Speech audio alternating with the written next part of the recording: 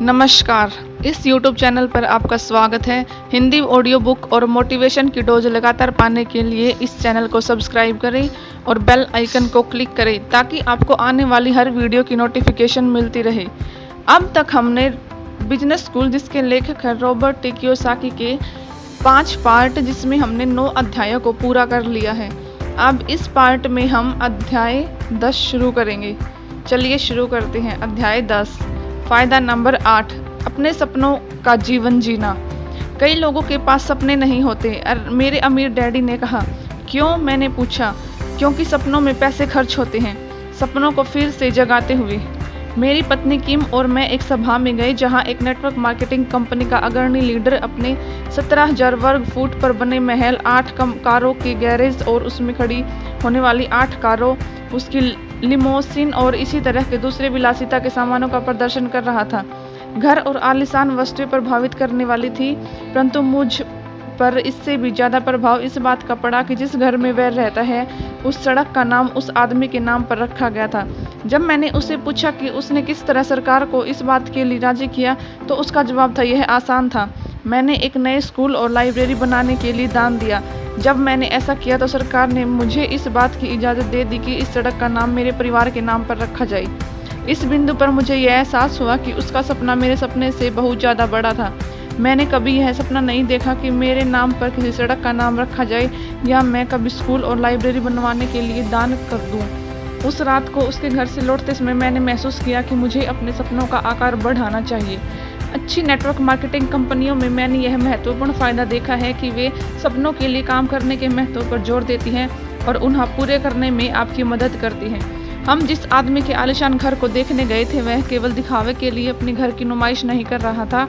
वह और उसकी पत्नी लोगों को अपनी जीवन शैली के बारे में इसलिए बता रहे थे ताकि दूसरे लोग अपने सपनों को जीने के लिए प्रेरित हो सके। बात बड़े घर या कारों की या उनकी कीमत की नहीं थी। बात तो अपने सपनों को सच करने के लिए मेहनत करने की प्रेरणा देने की थी। सपनों की हत्या कर देना। रिच डैड पुअर डैड में मैंने लिखा है कि मेरे गरीब डैडी अक्सर कहते थे, हम इसे नहीं खरीद सकते। मैंने यह भी लिखा है कि मेरे अमीर डैडी ने अपने पुत्र और मुझे इस तरह की बातें करने से मना किया था।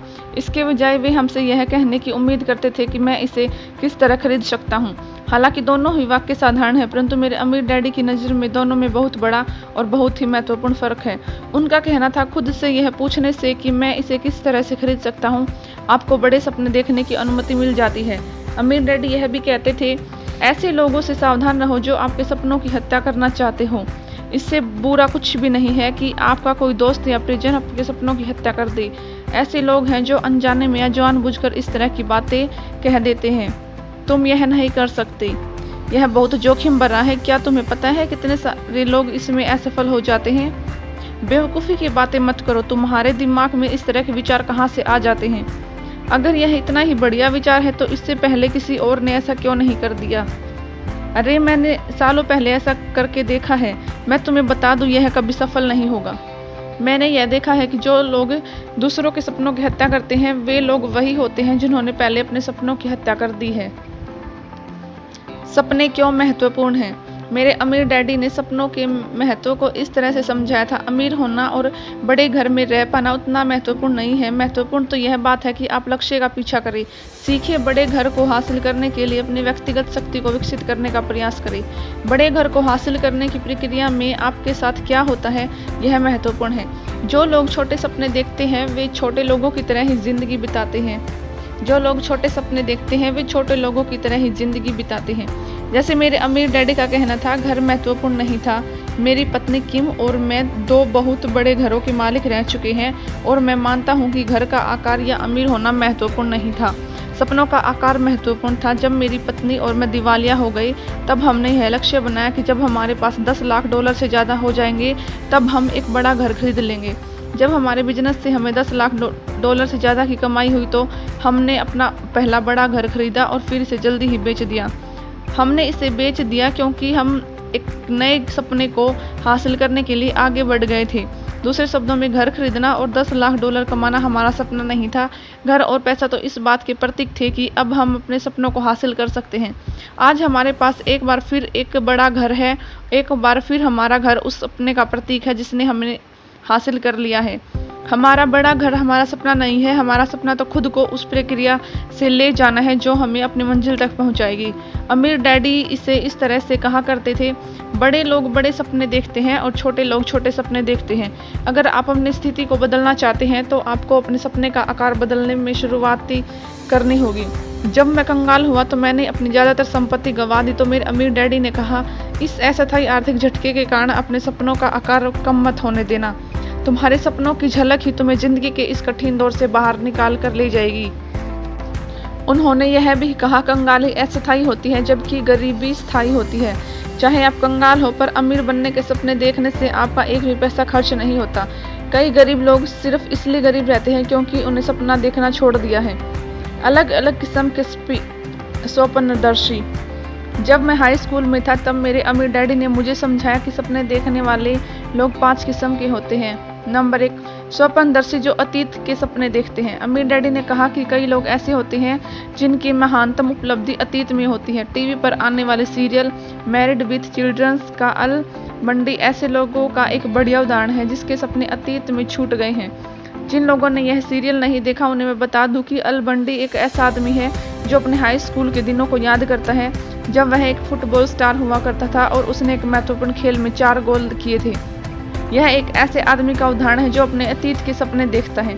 अमीर डैडी कहते थे, जो आदमी अतीत के सपने देखता है वह एक ऐसा व्यक्ति होता है जिसकी जिंदगी खत्म हो चुकी है। फिर से जिंदा होने के लिए उस आदमी को अपने भविष्य का कोई सपना देखना पड़ेगा। ऐसा नहीं है कि केवल भूतपूर्व फुटबॉल खिलाड़ी ही अपने अतीत के सपने को देखते हैं या फिर उन्हीं की जिंदगी खत्म हो गई है।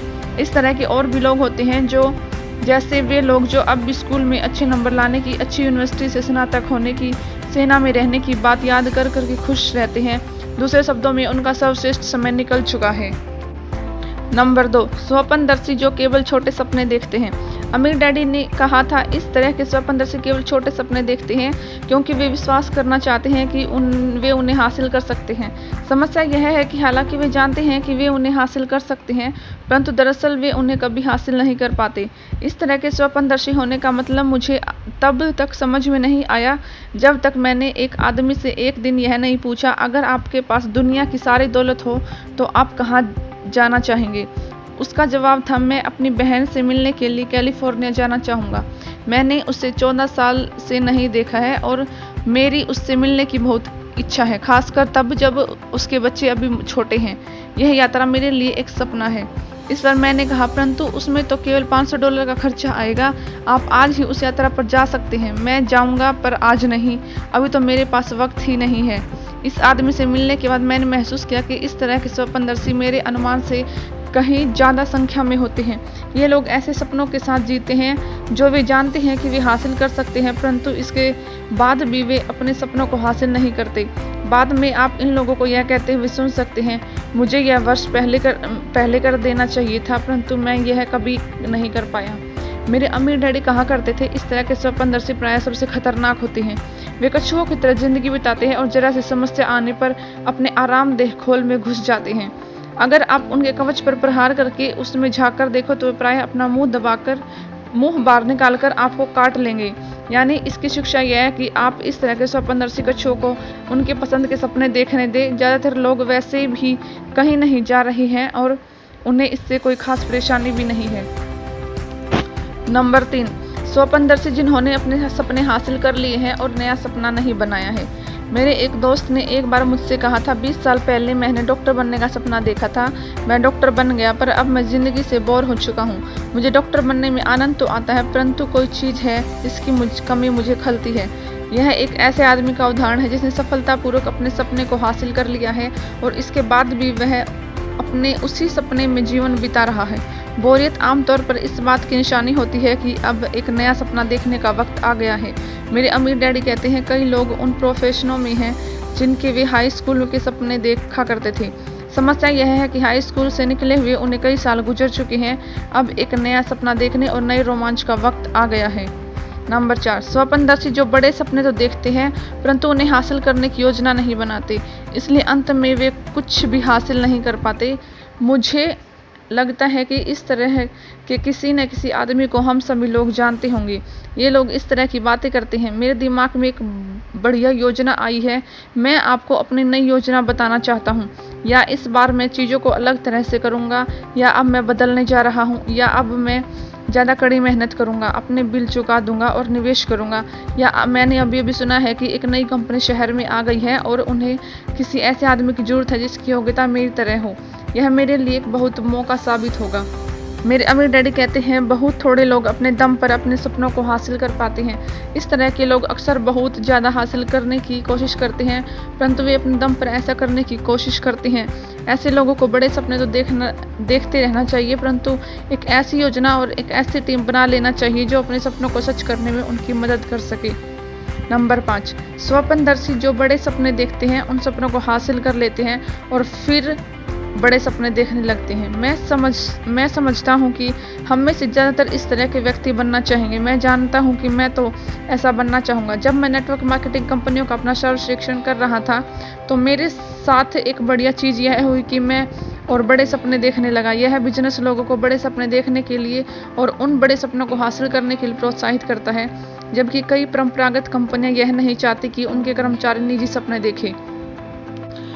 कई बार मैं ऐसे लोगों से मिलता हूं जिनका दोस्त या जिस कंपनी के लिए वे काम कर रही हैं, वह कंपनी उस व्यक्ति के सपनों की जानबूझकर हत्या कर देती है। मैं नेटवर्क मार्केटिंग उद्योग का समर्थन इसलिए करता हूं क्योंकि यह उद्योग ऐसे लोगों से मिलकर बना है जो सचमुच चाहते हैं कि लोग बड़े सपने देखें, और फिर यह बिजनेस योजना बनाने, प्रशिक्षण देने, अनुशासित करने और समर्थन देने में उन लोगों की सहायता करता है ताकि वे अपने सपनों को सच कर सकें। संक्षेप में, अगर आप ऐसे व्यक्ति हैं जिसने बड़े सपने देखे हैं, और अगर आप ऐसे व्यक्ति हैं जो बड़े सपने देखने वाले दूसरे लोगों की मदद करना चाहते हैं, तो निश्चित रूप से नेटवर्क मार्केटिंग बिजनेस आपके लिए ही बना है। आप शुरुआत में तो इस बिजनेस को पार्ट टाइम कर सकते हैं, फिर जब आपका बिजनेस बढ़ जाए तो आप पार्ट टाइम बिजनेस शुरू करने में दूसरों की मदद कर सकते हैं। यह एक ऐसा फ़ायदा है जो हर एक को मिलना ही चाहिए। एक बिजनेस और इस बिजनेस के वे लोग जो दूसरे के सपनों को सच करने में उनकी मदद करते हैं। आपके बड़े सपने क्या हैं? इस समय यह महत्वपूर्ण है कि आप सोचने, सपने देखने और अपने सपनों को लिखने के लिए 1 मिनट ठहर जाएं। नीचे दी गई जगह में आप खुद की गहराई से झांकें और अपने सपनों को कागज पर लिख लें। जब आप अपने सपनों को लिख लें तो आप शायद अपने सपनों के बारे में किसी से चर्चा करना चाहेंगे जो आपकी मन चाहे चीज़ हासिल करने में आपका सहयोग देगा। यह व्यक्ति वह हो सकता है जिसने आपको यह पुस्तक दी है। कुछ जोड़े गए फायदे। यहाँ पर मेरे व्यक्तिगत अध्याय खत्म होते हैं जो मेरे हिसाब से नेटवर्क मार्केटिंग बिजनेस के 8 छुपे हुए फायदे हैं। पीछे 3 अतिरिक्त छुपे हुए फायदे दिए गए हैं। मेरे जीवन की 3 महत्वपूर्ण महिलाएं इन अतिरिक्त छुपे हुए फायदों के बारे में बता रही हैं। ऐसे फायदे जो बिजनेस बनाने में उनके हिसाब से महत्वपूर्ण हैं। पहली है मेरी पत्नी किम। किम ने विवाह और बिजनेस के लाभ के बारे में लिखा है। दूसरी है मेरी बिजनेस पार्टनर और रिच डैड पुस्तक की सह लेखिका शेरोन एल लेक्टर। शेरोन ने पारिवारिक बिजनेस बनाने के प्रभाव के बारे में लिखा है। उनका पुत्र फिलिप richdad.com के बिजनेस में काम करता है और वह इस बिजनेस के लिए बहुत ही लाभदायक सिद्ध हुआ है। इस तरह से शेरोन को, जो एक प्रभावशाली बिजनेस वूमन है, अपने पुत्र को बिजनेस की दुनिया में शिक्षित करने और उसका मार्गदर्शन करने में अधिक समय देने का लाभ मिल रहा है। तीसरी है मेरी टैक्स सलाहकार डियोन कैनेडी। डियोन कानूनी टैक्स लूपहोल्स के छुपे हुए लाभ बताएगी जो part time network marketing business से मिल सकते हैं। जैसा हम सभी जानते हैं, टैक्स हमारी जिंदगी का सबसे बड़ा खर्च होता है, और अगर हम टैक्स से कुछ पैसा बचा लेते हैं तो इसका अर्थ है कि हमारे पास हमारे बिजनेस, हमारे निवेशों, हमारे जीवन और खुद हमारे लिए अधिक धन होगा। फायदा नंबर 9, विवाह और बिजनेस। किम कियोसाकी। रॉबर्ट और मेरी डेटिंग फरवरी 1984 में होनोलुलु, हवाई में शुरू हुई थी। उस शाम पहली डेट पर उसने मुझे पूछा था, आप जीवन में क्या करना चाहती हैं? मैंने कहा था, मैं अपना खुद का बिजनेस करना चाहती हूँ। उस वक्त मैं होनोलुलु में एक मैगजीन संभाल रही थी। रॉबर्ट ने कहा, अगर आप चाहें तो मैं आपको वह सिखा सकता हूँ जो मैं जानता हूँ और जो मेरे अमीर डैडी ने मुझे सिखाया है। उसी महीने हमने एक नया बिजनेस इकट्ठे शुरू किया। हमने एक अनोखा लोगो डिज़ाइन किया, इसे शर्ट और जैकेट पर लगाया और हमने पूरे अमेरिका में अपने प्रोडक्ट बेचते हुए यात्रा की। इस बिजनेस का असली लक्ष्य 1 साल की हमारी शिक्षा का खर्च निकालना था। बिजनेस सेमिनार, मीटिंग और देश भर में होने वाली कॉन्फ्रेंस इत्यादि में भाग लेने का खर्च, और हम अपने अगले बिजनेस की तैयारी कर रहे थे जो हम बनाने जा रहे थे। हमने अपना 1 साल का लक्ष्य पूरा कर लिया और अपना शर्ट और जैकेट का बिजनेस बंद कर दिया। हवाई में जो कुछ भी था वह सब हमने दिसंबर 1984 में बेच दिया। हम दक्षिणी कैलिफोर्निया चले गए और यहाँ हमारा नया बिजनेस बनाना शुरू किया। 2 महीने ही हमारी सारी संपत्ति खत्म हो गई। हम दिवालिया हो चुके थे। हमने एक दोस्त के दरवाजे खटखटाए और रात भर जगह देने का आग्रह किया। हम समुद्र किनारे सोए। कई रातों को तो हम एक पुरानी उधार ली हुई खटारा टोयोटो में भी सोए। मेरे परिवार वालों ने सोचा कि हम लोग पागल हो चुके हैं। हमारे दोस्तों ने सोचा कि हम पागल हो चुके हैं।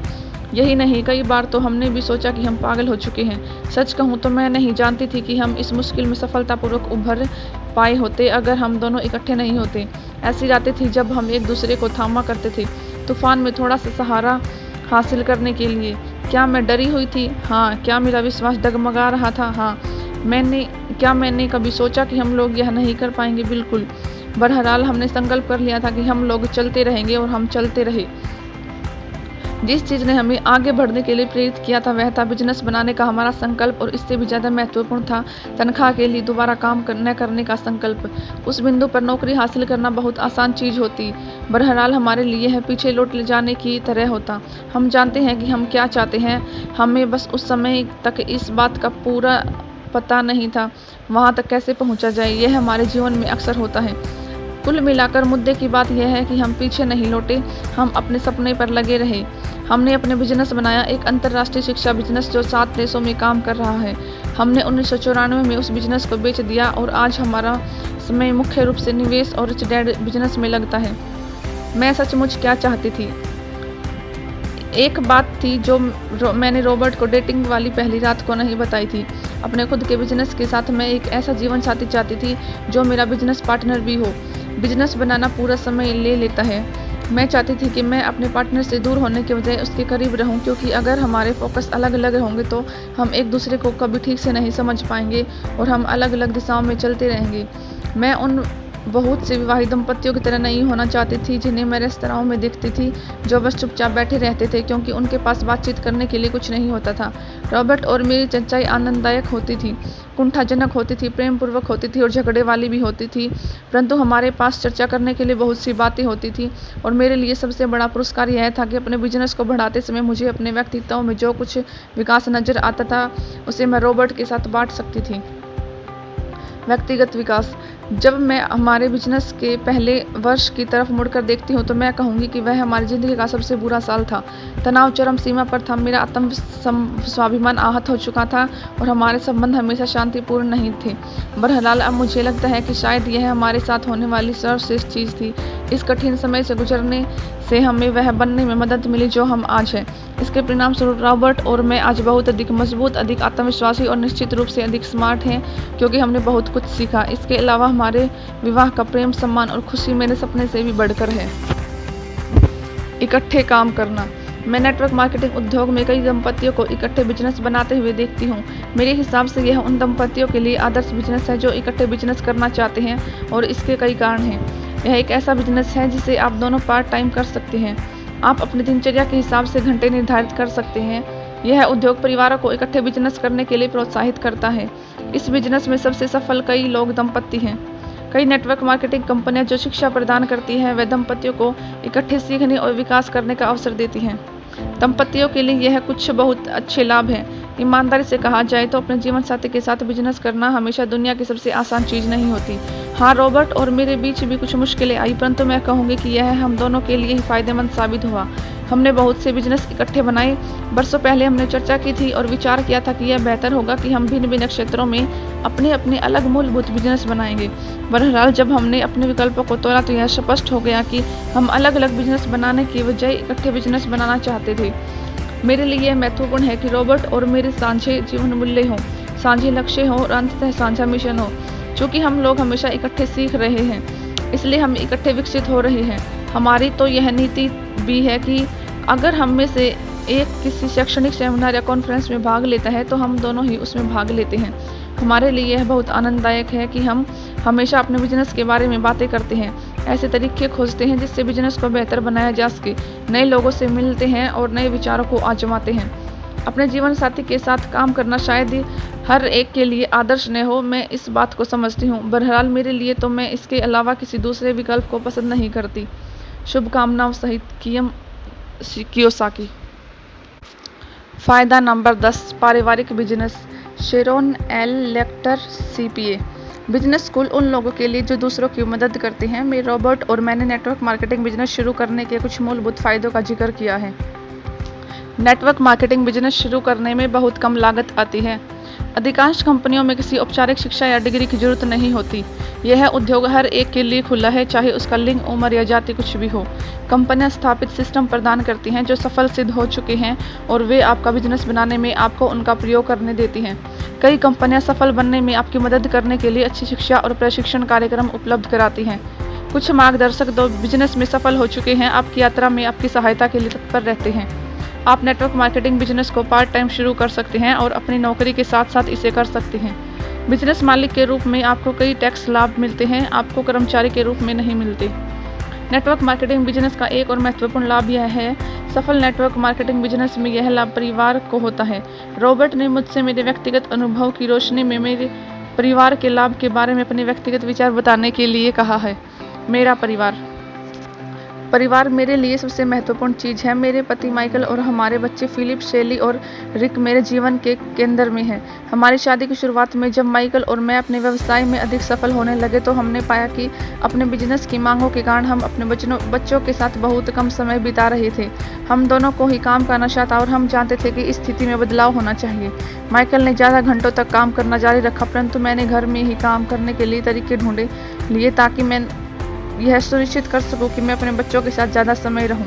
मैं बहुत सौभाग्यशाली हूं कि मैंने अपने व्यावसायिक लक्ष्यों के साथ साथ मातृत्व की चिंताओं को भी संतुलित कर सकी। उदाहरण के तौर पर जब मेरे बच्चे छोटे थे तो मैं पढ़ने में उनकी रुचि के अभाव को लेकर चिंतित थी, इसलिए मैं एक दोस्त के साथ जुड़ गई जिसने बच्चों के लिए बोलने वाली पुस्तकों की खोज की थी। जब हमारा सबसे बड़ा पुत्र फिलिप कॉलेज गया और सब अपने पहले ही साल में दिसंबर में पहले वह क्रेडिट कार्ड कर्ज में फंस गया तो मैं टूट गई।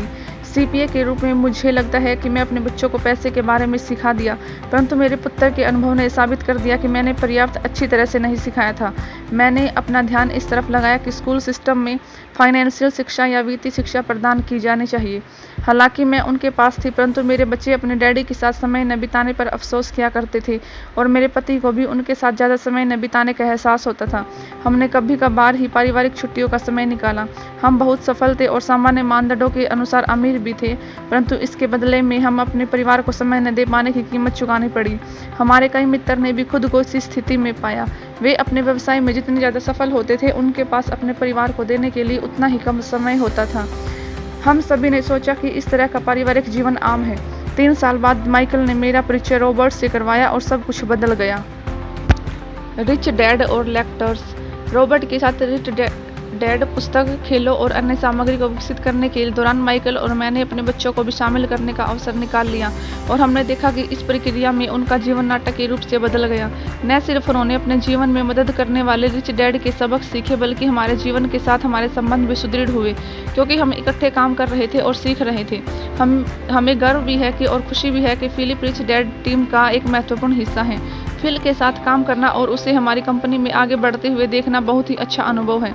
कमाने के लिए नहीं बल्कि सीखने के लिए काम करने का रिच डैड का सबक फिलिप ने सीख लिया और फिलिप ने वह अनुभव तथा ज्ञान भी विकसित कर लिया जिससे वह अपनी कंपनी को अगले स्तर पर ले जाने में मदद कर सकता है। बहरहाल अधिक व्यक्तिगत लाभ यह है कि हमारा पारिवारिक बंधन अधिक मजबूत होता है जब हम इकट्ठे सीखते हैं और एक साझा लक्ष्य की तरफ इकट्ठे काम करते हुए बढ़ते हैं। रिच डैड के संदेश को अपने बच्चों के साथ बांटने का अनुभव अविश्वसनीय रहा। यह हमारा पारिवारिक बिजनेस बन गया। अपना खुद का पारिवारिक बिजनेस विकसित करें। इसका नेटवर्क मार्केटिंग से क्या संबंध है? पिछले कुछ सालों में मुझे उन कई अनुभूत व सफल लोगों और परिवारों को जानने का अवसर मिला जो नेटवर्क मार्केटिंग उद्योग में हैं, और मैंने पाया कि उन सभी में यह गुण एक जैसे थे। सभी का मूल ध्यान परिवार पर था। सभी को सफलता के कारण हासिल उस अतिरिक्त समय के मूल्य का एहसास था जिसके कारण वे अपने परिवार के साथ ज़्यादा समय बिता पाते थे। अपने माता पिता के साथ अनुभव करके बच्चे नेटवर्क मार्केटिंग बिजनेस के लाभों को सीखते थे। हमने जितनी छुट्टियां मनाई हैं वे उससे अधिक पारिवारिक छुट्टियों और पारिवारिक बिजनेस ट्रिप का आनंद लेते थे।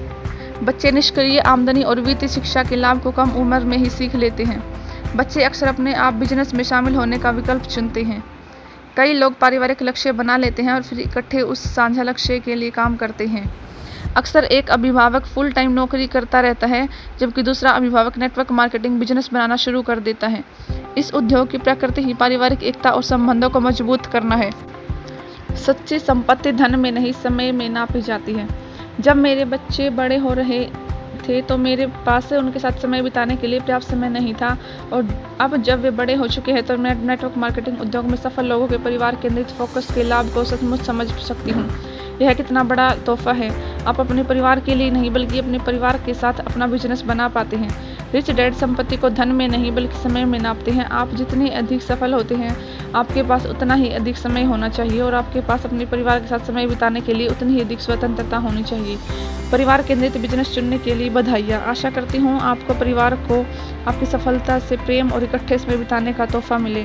शुभकामनाओं सहित शेरोन लेक्टर। फायदा नंबर 11, आप किस तरह उन्हीं टैक्स लूपहोल्स का प्रयोग कर सकते हैं जिनका प्रयोग अमीर लोग करते हैं। Dion Kennedy, CPA। क्या ऐसा लगता है कि टैक्स कानूनों के मामले में अमीरों को कुछ ज़्यादा ही लाभ मिलता है, या जो अनुचित है? शायद ऐसा इसलिए लगता है क्योंकि उन्हें यह लाभ सचमुच मिलता है। टैक्स कानून दो मुख्य गतिविधियों को विकसित करने के लिए बनाए गए हैं: बिजनेस स्वामित्व और रियल एस्टेट में निवेश। इन टैक्स कानूनों का लाभ लेने का सबसे अच्छा तरीका यह है कि आप वह करें जो सरकार आपसे चाहती है। आप बिजनेस के मालिक बन जाएं और रियल एस्टेट में निवेश करें। पार्ट टाइम बिजनेस शुरू करें। हर आदमी फुल टाइम बिजनेस शुरू करने के लिए अपनी नौकरी नहीं छोड़ सकता। कई लोगों ने पाया है कि आमदनी बनाने की कुंजी नेटवर्क मार्केटिंग की तरह पार्ट टाइम बिजनेस करना है। एक बार जब आप अपना बिजनेस स्थापित कर लेते हैं तो आप उन्हीं छुपी हुई बिजनेस कटौतियों का प्रयोग करना शुरू कर सकते हैं, क्योंकि आप अपने व्यक्तिगत खर्च को बिजनेस कटौतियों के रूप में दर्शा सकते हैं। सबसे पहले आपको यह साबित करना होगा कि आपके पास एक असली बिजनेस है। IRS इनकम टैक्स विभाग यह देखना चाहता है आपके पास एक वैध बिजनेस हो और आप सिर्फ व्यक्तिगत खर्च कम करने के किसी तरीके की तलाश न कर रहे हो। दूसरे शब्दों में वे यह जानना चाहते हैं कि आपके बिजनेस का मकसद क्या है। यह साबित करने के लिए कि आपके पास बिजनेस है, इनकम टैक्स विभाग आपके पास यह देखना चाहता है इसे बिजनेस की तरह से चलाया जा रहा हो। आप इसे लाभदायक बनाने के लिए अपना समय, प्रयास और इरादा रखते हो, आमदनी हो या इसकी संभावना हो। अगर आपको घाटा होता है तो वह घाटा या तो सामान्य हो या आपके नियंत्रण से बाहर हो। लाभ कमाने के प्रयास से परिवर्तन करें। किस क्षेत्र में आपके पास ज्ञान हो, इस प्रकार के बिजनेस में लाभ का अनुभव हो या भविष्य में लाभ की तार्किक संभावना हो। जब आपका बिजनेस बढ़ता है तो आप कई सालों तक घाटा उठा सकते हैं, बशर्ते आप यह साबित कर दें कि आप बिजनेस को सफल बनाने के लिए कटिबद्ध हैं। आपके शुरुआती बिजनेस से होने वाले टैक्स घाटे को आप अपनी दूसरी आमदनी में किए जाने वाले टैक्स में से कम कर सकते हैं। आपकी छुपी हुई बिजनेस कटौतियों को किस तरह खोजें। पार्ट टाइम बिजनेस होने का असली टैक्स लाभ तब मिलता है जब आपको छुपी हुई बिजनेस कटौतियों का ज्ञान होता है। एक नियम यह है कि सिर्फ कटौती के लिए कुछ न खरीदें। अगर आप 40% की कटौती के लिए कुछ खरीदते हैं जिसे आपने आमतौर पर नहीं खरीदा होता, तो आप अपने 60% धन को बर्बाद कर रहे हैं। यह टैक्स की अच्छी समझ नहीं है। इसके बजाय उन मर्दों को देखें जिनमें आपका अभी खर्च हो रहा है, जिन्हें बिजनेस खर्च माना जा सकता है। IRS इंटरनल रिव्यू कोड अनुच्छेद 162A में सिर्फ 27 शब्दों में बताता है कि आप अपने बिजनेस के लिए छूट कहाँ ले सकते हैं। कटौती वहाँ पर दान की जाएगी जहाँ किसी व्यवसायिक या बिजनेस में टैक्सेबल वर्ष में सभी साधारण और आवश्यक खर्च का भुगतान किया जाए। टैक्स कानूनों में शोध से निम्न परिभाषाएं मिलती हैं। साधारण खर्च, खर्च जिन्हें बिजनेस समुदाय द्वारा सामान्य, आम और साधारण के रूप में स्वीकार किया जाए। आवश्यक खर्च, खर्च जो उचित और मददगार हो। आपकी छुपी हुई बिजनेस छूटों को खोजने की कुंजी उन सभी खर्चों का पता लगाना है जो इन परिभाषाओं में फिट हो सके। कुछ सामान्य उदाहरण हैं। होम ऑफिस, जब तक आपके पास एक कमरा है जिसमें पूरी तरह बिजनेस का उद्देश्य हो और किसी तरह की नियमित बिजनेस योग्यताएं हो, तब तक आप यह छूट ले सकते हैं। घर संबंधी सभी लागतों के प्रतिशत के रूप में आप छूट की मात्रा की गणना कर सकते हैं। कंप्यूटर और सॉफ्टवेयर, आपके कंप्यूटर और सॉफ्टवेयर जिसका आप बिजनेस में प्रयोग करते हैं टैक्स में छूट के दायरे में आता है। अगर आपने शुरुआत में अपना व्यक्तिगत कंप्यूटर बिजनेस को दिया है तो याद रखें आपका बिजनेस इसे वापस लौटा दे। यात्रा, आपके बिजनेस से संबंधित यात्रा भी छूट की श्रेणी में आती है। इसमें अपने मार्गदर्शकों, संभावित ग्राहकों, परामर्शदाताओं या ट्रेनिंग कोर्स और कार्यक्रमों में भाग लेने के लिए मीटिंग शामिल है। बच्चे, अपने बच्चों को काम पर लगा दें। उन्हें जेब खर्च देने के बजाय आप अपने बच्चों को उस काम के बदले में तनख्वाह भी दे सकते हैं जो वे वैध रूप से कर सकते हैं। शायद सबसे अच्छा उपाय यह है कि आपके बच्चे रोथ IRA जैसा पेंशन प्लान शुरू कर सकते हैं जो उनके निवेशकों को टैक्स मुक्त रूप से बढ़ने देता है, यह सुनिश्चित करने के लिए कि यह कटौती वैध है। काम का वर्णन लिखा हो, उनके काम के घंटे निश्चित हो और उनके द्वारा किए जाने वाले काम का उचित पारिश्रमिक हो। अब रियल एस्टेट खरीदें। जब बिजनेस अतिरिक्त कैश फ्लो प्रदान करने लगे तो रियल एस्टेट में इसका निवेश शुरू कर दें। अब टैक्स के लूप होल्स के पूरे लाभ स्पष्ट हैं। रियल एस्टेट निवेशों से आप निष्क्रिय कैश फ्लो बना सकते हैं। यह कैश फ्लो हर महीने आपकी जेब में जाता है, परंतु यह डिप्रिसिएशन नामक मियादी खर्च के खाते में डाल दिया जाता है। इसका अर्थ यह है कि आप अपने को मिलने वाली आमदनी पर बहुत थोड़ा टैक्स देते हैं या बिल्कुल भी टैक्स नहीं देते हैं। सबसे अच्छी बात यह है कि आपकी संपत्ति रियल एस्टेट और आपके बिजनेस के माध्यम से बढ़ती है। यह आपने के बिजनेस में से शुरू होता है। यह टैक्स लाभ कर्मचारियों के लिए उपलब्ध नहीं है। अगर आप अपने द्वारा चुकाए जा रहे टैक्स की राशि में बदलाव करना चाहते हैं तो आप अपने पैसे कमाने के तरीके में बदलाव करें। इसे कर दिखाएं। Dion Kennedy. बिजनेस स्कूल के चुनिंदा कोटेशन। अगर आप अमीर बनना चाहते हैं तो आपको बिजनेस मालिक और निवेशक बनने की जरूरत है। जब आप नेटवर्क मार्केटिंग बिजनेस से अमीर नहीं बने तो फिर आप दूसरों को यह बिजनेस करने की सलाह क्यों देते हैं? चूंकि मैं नेटवर्क मार्केटिंग बिजनेस से अमीर नहीं बना हूं, इसी कारण मैं इस उद्योग के बारे में थोड़ा अधिक निष्पक्ष हो सकता हूं। इस पुस्तक में यह बताया गया है कि मेरी नज़र में नेटवर्क मार्केटिंग बिजनेस के सच्चे फायदे क्या हैं, वे फायदे जिनमें सिर्फ बहुत सा पैसा कमाने की आगे की संभावनाएं भी छुपी हुई हैं। मुझे आखिरकार वह बिजनेस मिल गया जिसमें दिल है और जो लोगों की गहराई से परवाह करता है। अगर मुझे एक बार फिर से शुरू करने का मौका मिले तो पुरानी शैली का बिजनेस बनाने के बजाय मैं नेटवर्क मार्केटिंग बिजनेस बनाना शुरू करूंगा। नेटवर्क मार्केटिंग बिजनेस संपत्ति हासिल करने का एक नया और क्रांतिकारी तरीका है। दुनिया में सबसे अमीर लोग नेटवर्क बनाते हैं, बाकी सभी को काम की तलाश करने का प्रशिक्षण दिया जाता है। नेटवर्क मार्केटिंग दुनिया भर में करोड़ों लोगों को अपने जीवन पर और अपने आर्थिक भविष्य पर नियंत्रण करने का अवसर देता है। नेटवर्क मार्केटिंग बिजनेस ऐसे लोगों का बिजनेस है जो अधिक अमीर बनने में आपकी मदद करने के लिए तैयार हैं। नेटवर्क मार्केटिंग सिस्टम दौलत हासिल करने के पुराने सिस्टम से अधिक न्यायपूर्ण है। नेटवर्क मार्केटिंग सिस्टम, जिसे मैं अक्सर व्यक्तिगत फ्रेंचाइजी या एक अदृश्य बड़ा बिजनेस नेटवर्क कहता हूँ, मेरे विचार से संपत्ति कमाने का बहुत ही प्रजातांत्रिक तरीका है। यह सिस्टम हर उस आदमी के लिए खुला है जिसमें आगे बढ़ने की इच्छा है, संकल्प है और लगन है। नेटवर्क मार्केटिंग उद्योग में कई कंपनियां करोड़ों लोगों को ये वही बिजनेस शिक्षा प्रदान कर रही है जो मेरे अमीर डैडी ने मुझे सिखाई थी। अपना खुद का नेटवर्क बनाने का अवसर बजाय इसके कि किसी और के नेटवर्क के लिए काम करने का अपना जीवन गुजार दिया जाए। नेटवर्क मार्केटिंग उद्योग फ्रेंचाइजी और पारिवारिक बड़े उद्योगों की तुलना में ज़्यादा तेज़ी से बढ़ रहा है। नेटवर्क मार्केटिंग बिजनेस उन लोगों के लिए है जो बी क्वाड्रेंट की दुनिया में प्रवेश करना चाहते हैं, या तो पार्ट टाइम या फिर फुल टाइम। आम भाषा में कहें तो नेटवर्क मार्केटिंग बिजनेस जिसमें प्रवेश करने की लागत कम है और जिसके प्रशिक्षण कार्यक्रम अद्भुत हैं, एक ऐसा विचार है जिसका समय आ चुका है। नेटवर्क मार्केटिंग बिजनेस सिर्फ कुछ अतिरिक्त पैसा कमाने की संभावना ही नहीं है, यह इससे बहुत बड़ी संभावना है। नेटवर्क मार्केटिंग बिजनेस उन लोगों के लिए आदर्श बिजनेस है जो दूसरे लोगों की मदद करना पसंद करते हैं। मैं अपने जीवन बदलने वाली शिक्षा के सिस्टम के लिए नेटवर्क मार्केटिंग बिजनेस की अनुशंसा करता हूं। नेटवर्क मार्केट उद्योग में कई कंपनियां आम लोगों के लिए सचमुच बिजनेस स्कूल है। उस तरह के बिजनेस स्कूल नहीं जिसमें स्मार्ट बच्चों को लिया जाता है और उन्हें अमीरों के कर्मचारी बनने का प्रशिक्षण दिया जाता है। कई नेटवर्क मार्केटिंग कंपनियां सचमुच बिजनेस स्कूल हैं जो ऐसे जीवन मूल्य सिखाती हैं जो पारिवारिक बिजनेस स्कूलों में नहीं पाई जाती। जैसा यह है कि अमीर बनने का सर्वश्रेष्ठ तरीका खुद को और दूसरे लोगों को बिजनेस मालिक बनना सिखाना है, बजाय उन्हें यह सिखाने के कि अमीरों के लिए काम करने के वाले वफादार कर्मचारी कैसे बना जाए।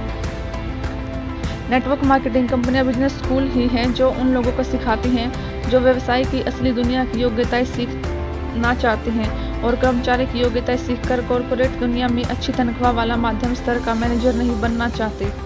नेटवर्क मार्केटिंग बिजनेस का आधार यह है कि लीडर्स लोगों को ऊपर खींचे, जबकि पारंपरिक कॉरपोरेट या शासकीय बिजनेस इस बात पर आधारित है कि केवल थोड़े से लोगों को ही प्रमोट किया जाए और बहुसंख्यक कर्मचारियों को स्थायी तनख्वाह देकर संतुष्ट कर दिया जाए। जिस प्रकार की शिक्षा में नेटवर्क मार्केटिंग कंपनियों में देखी, वह ऐसी शिक्षा थी जो आपके अंदर से अमीर आदमी को बाहर निकालने के लिए तैयार की गई है। नेटवर्क मार्केटिंग की दुनिया में आपको अपनी गलतियों से सीखने, उन्हें सुधारने और मानसिक तथा भावनात्मक रूप से ज़्यादा स्मार्ट बनने के लिए प्रोत्साहित किया जाता है। अगर आप सिखाकर नेतृत्व करना पसंद करते हैं, दूसरों को प्रभावित करके और उन्हें प्रेरित करके नेतृत्व करना पसंद करते हैं, जिसमें प्रतियोगिता को परास्त किए बिना आर्थिक समृद्धि हासिल की जाए, तो नेटवर्क मार्केटिंग बिजनेस आपके लिए सही बिजनेस हो सकता है।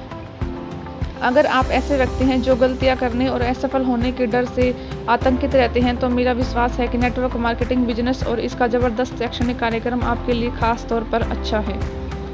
नेटवर्क मार्केटिंग के साथ एक बढ़िया बात यह है कि यह आपको अपने डरों का सामना करने, उनसे निपटने और उन्हें परास्त करने का अवसर प्रदान करता है।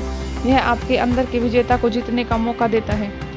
नेटवर्क मार्केटिंग बिजनेस लोगों को बड़े सपने देखने के लिए और उन बड़े सपनों को हासिल करने के लिए प्रोत्साहित करता है। नेटवर्क मार्केटिंग बिजनेस में एक ही तरह की मानसिकता वाले लोगों का बहुत बड़ा समर्थन समूह होता है, जिनके एक से मूलभूत जीवन मूल्य बी क्वाड्रेंट के जीवन मूल्य होते हैं और जो बदलने की प्रक्रिया में आपकी सहायता करते हैं। जब आप अपना बिजनेस बना ले और आपके पास अच्छा कैश फ्लो आने लगे, तो आप दूसरी कंपनियों में निवेश कर सकते हैं। इस ऑडियो बुक को सुनने के लिए आपका बहुत बहुत धन्यवाद।